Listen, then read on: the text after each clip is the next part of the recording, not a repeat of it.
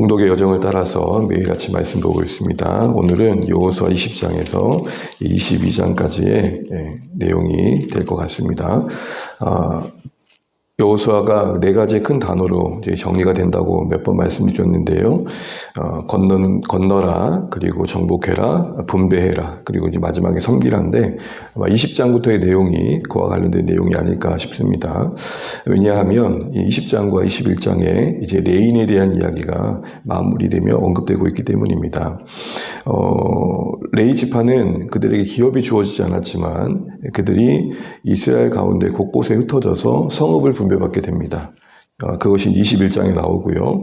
20장에는 레인들의 어떻게 보면 관련된 중요 성읍인 도피성이 이제 6개가 이렇게 언급되고 있습니다. 20장의 도피성의 내용은 우리가 여러 차례 살펴봤던 것처럼 부주의한 어떤 사고에 의해서 의도적인 어떤 살인의 행위가 일어났을 때 그를 보호해 줄 수 있는 하나의 제도적인 장치였습니다. 그래서 또 다른 억울한 죽음을 막기 위한 거죠. 고의적인 살인이 아니었기 때문에, 실수였기 때문에 어떻게 보면 공동체가 이해해주는 하나의 제도인 겁니다. 그러나 생명을 잃은 중요한 사건이니까 채 확인하지 않고 또 다른 또 보복으로 인해서 죽음이 이어지는 것들을 막기 위한 그런 어떤 공의적인 측면도 있는 내용이 있습니다. 어쨌든 이 도피성에 피할 곳을 곳곳에 두게 되는데 이스라엘의 어디에 있든지 각자의 하루길에 닿을 수 있는 곳에 요단 동편 3곳, 그리고 요단 서편 3곳 해서 총 6곳에 도피성을 두었습니다. 어디서든지 그 억울한 죽음이 없도록 이런 제도적 장치를 마련한 것은 이스라엘이 정복한 그 땅, 살아내는 그 땅에 이런 어떤 자비와 공의가 계속될 수 있는 어떤 상징적인 이야기가 담겨 있는 거죠. 그들이 하나님을 섬긴다라는 것은 그 어떤 땅에서 소출을 내고 자신들이 얻어진 이익을 얻는 데 초점이 있지 않고 어떻게 하면 함께 우리가 살아갈 수 있는가, 여기에 있다는 것입니다. 그들이 그 땅에서 함께 연합하고 연대하고 또 서로를 이해해주고 도와주면서 살아가는 그 삶 자체가 하나님을 섬기고 있는 증거이고 열매이기 때문입니다. 도피성만 두고 본다면 억울한 어떤 상황에 놓여있는 자에게는 안도의 힘을 쓸 수 있는 여유의 공간인 거죠. 어디든 하소연할 수 없을 때가 제일 답답한 거 아닙니까? 참 억울한 일이 있는데 누군가에게 얘기할 수 없다라는 거, 이 사정을 누군가가 이해해 줄 수 없다라는 거, 그거 참 괴로운 곳이죠. 그런 의미에서 도피성은 공동체적인 측면에서 본다면 그 억울함을 받아줄 수 있는 하나의 또 여백이기도 했던 것입니다.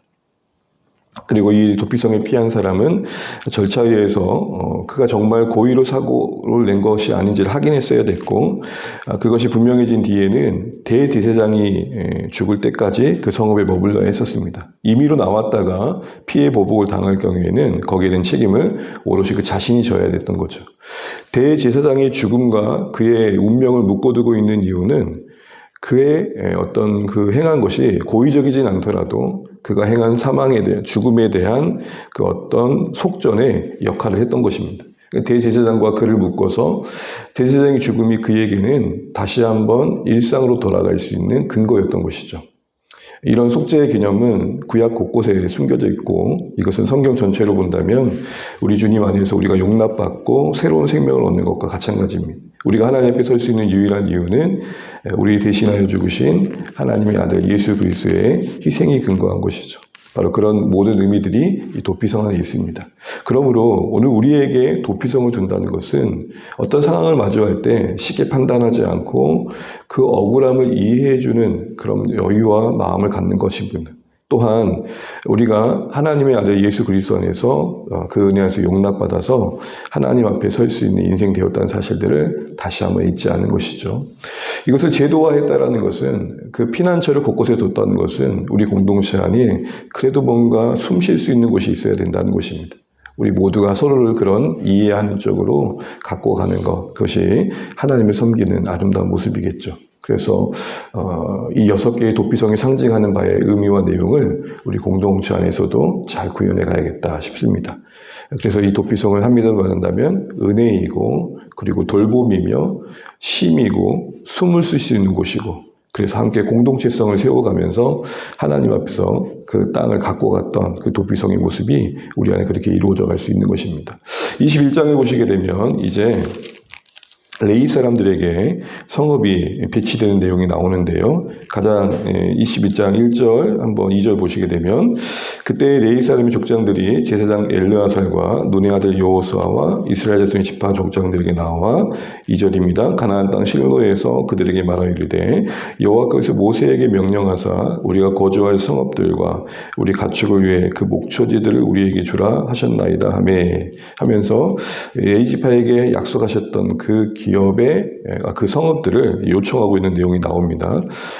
그래서 가장 먼저 아론 자손들에게 성읍이 주어지고 그 뒤로 그 자손별로 이렇게 주어진 내용들이 쭉 언급되어 있습니다. 레위인들에게 이런 곳곳에 성읍이 배치됐던 것은 어떻게 보면 영적 인프라라고 할 수 있습니다. 레위인들은 이스라엘 안에 이스라엘입니다. 그러니까 이스라엘 입장에서는 별도로 세워진 레위인을 보면서 자신들의 정체성을 늘 확인했던 것이죠. 레위인들을 섬기기 위해서 어떤 성물들이 드려질 때 그들은 하나님을 기업 삼아 이스라엘의 섬김으로 돌봄 가운데 자신들의 먹을 것을 공급받고 하나님을 예배하는 일이 드려지고 있는 이 레위인들을 보면서 우리가 이런 인생으로 살아야 된다라는 것들을 확인하게 되는 것이죠. 우리가 받은 은혜를 레위인들에게 베풀어서 레위인들이 먹고 마는 문제가 해결되어지고 그들이 하나님을 섬기는 일에 집중할 수 있는 것처럼 우리도 우리를 먹고 살리신 분이 하나님이시라는 거 잊지 않아야 되고 하나님을 기업으로 삼는다는 게 이렇게 사는 거구나를 이제 보고 배웠던 실물 교제였던 겁니다. 그래 저렇게 믿어야 돼. 그래 저렇게 살아야지. 하나님께서 저렇게 돌보시니까 자기들의 정체성을 확인했던 어떻게 보면 실물 교제였고 더 나아가서 레위인들은 곳곳의 성읍에서 흩어져서 뭘 했느냐 각 지역의 곳곳에 위치해서 율법을 가르치고 일깨웠던 것이죠. 그래서 이 땅이 하나님을 섬기는 데 부족함이 없도록 계속해서 영적인 은혜가 공급되고 마르지 않도록 그런 인프라 역할을 했던 것입니다. 이런 레위인들의 역할을 이제 봉해서 하나님께서는 그 땅이 하나님을 섬기는 지역이 될수록 그런 모습들을 갖춰갈 수 있도록 제도화했던 것입니다. 22장에 보시게 되면 이제 하나의 어떤 오해가 있는 해프닝 같은 사건이 일어나는데요. 그 오해는 다른 것이 아니라 이제 요단 동쪽에서 이미 기업을 얻었던 자들이 요단 서편에 건너와 함께 전쟁을 치르지 않았습니까? 오래도록 함께하면서 그 책임을 지킵니다. 우리 3절 말씀 함께 한번 읽어보겠습니다. 22장 3절입니다. 오늘까지 날이 오래도록 너희가 너희 형제를 떠나지 아니하고 오직 너희 하나님 여호와께서 명령하신 그 책임을 지키도다. 이제 이들이 그 책임을 끝까지 말한 대로 다 하고 전쟁이 끝났으니 되돌려 보내는 겁니다. 그러면서 격려해주고 칭찬해주고 전리품을 나눠주는 내용이 나옵니다. 그런데 르우벤 자손과 므낫세 반지파, 갓지파 여기서 뭔가를 세우게 됩니다. 그 제단을 세우는데 이게 오해거리가 됩니다. 10절을 보실까요? 르우벤 자손과 므낫세 반지파가 가나안 땅 요단 언덕가에 이르자 거기서 요단가에 제단을 쌓았는데 보기에 큰 제단이었더라라는 겁니다. 이걸 듣고 이스라엘이 난리가 납니다. 왜냐하면 하나님이 싫어하시는 거잖아요. 오직 유일한 한 제단에서만 하나님을 예배해야 되는데 또 다른 제단을 쌓았다는 것은 이것은 또 하나님께서 이스라엘 가운데 진노하실 만한 일이었던 것입니다. 그래서 이스라엘이 바싹 긴장합니다. 그리고 저들이 왜 저런가 하고 오해하는 마음을 가지고 갑니다. 사절단을 보내서 확인을 하는데 결국 확인했을 때의 내용은 뭐냐면 그것이 제사를 위한 제단이 아니라 다른 목적이 있었다는 것을 이야기합니다. 그게 이제 21절부터 해명의 내용이 주어지는데요. 22장 23절, 24절 같이 한번 읽어보겠습니다. 23절, 24절입니다. 우리가 제단을 쌓은 것이 돌이켜 여호와를 따르지 아니하려 함이거나 또는 그 위에 번제나 소제를 드리려 함이거나 또는 화목제물을 드리려 함이거든 여호와는 친히 벌하시옵소서. 우리가 목적이 있어서 주의하고 이같이 하였나라. 곧 생각하기를 후일에 너희 자손이 우리 자손에 말하기를 너희가 이스라엘 하나님 여호와 무슨 상관이 있느냐라는 내용들을 이제 언급합니다. 그러니까 쭉 내용하는 건 뭐냐면 이 제단을 쌓은 것은 너희들이 우려하는 것처럼 예배를 위해 쌓은 게 아니라 목적이 있었다. 그 목적은 뭐냐? 쭉 이야기한 내용을 보게 되면은 증거를 위한 거다. 어떤 증거? 요단 동편과 서편이 전혀 다른 민족이 아니라는 겁니다. 여러분, 이 강이라는 게 무서운 게 하나의 경계가 되지 않습니까? 이 강을 두고 이쪽에 사는 사람과 저쪽에 사는 사람이 한 가족이라는 것을 처음에 알았지만 시간이 오래 흐르고 나면은 이 강은 경계가 되어가지고 서로 다른 사람들로 여겨질 수 있습니다. 그래서 요단 동편의 사람들 입장에서는 자신들도 이스라엘 사람들인데 잊혀질까에 대한 두려움이 있었고 후에 후손들이 한 공약의 공동체로서 배제될까봐 우려가 있었던 겁니다. 그래서 뭘 삼았느냐? 이 제단을 딱 쌓고 너희들이 올 때 이 제단을 보고 우리가 이 제단을 보듯이 이것은 하나의 연결고리가 되어져서 우리가 한 민족이라는 상징이다. 이거 잊지 말자라는 의미 부여를 했던 것입니다. 결국 르우벤과 그 므낫세 반지파가 변명했던 것처럼 이 이야기를 듣고 이스라엘 사람들이 이제 안심을 하고 요단 서편 사람들은 안심을 하고 되돌아간 내용이 여기 나와 있습니다. 여기서 일단 이 요단 동편 사람들이 했던 일들을 보게 되면은 그 잊혀짐 그리고 그 언약의 백성에서 혹시 자신들이 배제될 것에 대한 두려움들을 염려하고 있는 마음을 갖고 있었다는 것을 이제 변명을 통해 알게 되는 것이죠. 그리고 그 제단의 이름을 34절을 보시게 되면 그 제단을 엣이라고 부릅니다. 에드라고도 하고 엣이라고 하는데 이 엣이란 말의 뜻은 증거, 증표다라는 것입니다. 그러니까 하나님과 하나님 사이에서 그들 사이에 하나님 앞에서 그들 사이에 증거를 삼으신 증거를 삼는 그런 증표로 여겨졌던 것이죠. 많은 것들 생각해 볼 수 있을 것 같은데 일단 하나만 생각하고 마무리 짓자면 요단 서편의 사람들에서는 어떻게 민감함을 발휘했다는 것은 칭찬할 만한 것 같습니다. 이것도 하나님께서 기뻐하지 않으신 건데 서둘러 상황을 확인하고 조치하려고 했던 발빠름은 아주 좋았던 것 같습니다. 그런데 그것이 마치 편향된 식견에서 비롯되어 가지고 또 이러네 이런 식으로 가갔던 것은 문제였던 것이죠. 확인하고자 했던 것은 잘한 것이었지만 그 확인하려고 하는 마음이 무슨 일일까 하는 사연을 듣고자 하는 마음이 아니라 아유 또 저러네 이런 마음이었다는 겁니다. 듣고 보니 그들의 그런 마음이 오해였던 걸 확인하게 된 거죠. 목적이 있었다는 것을 알게 된 뒤에 오해가 풀린 겁니다. 여러분 공동체가 하나님을 우리가 함께 섬기기 위해서 필요한 게 뭘까요? 소통이 아닌가 싶습니다.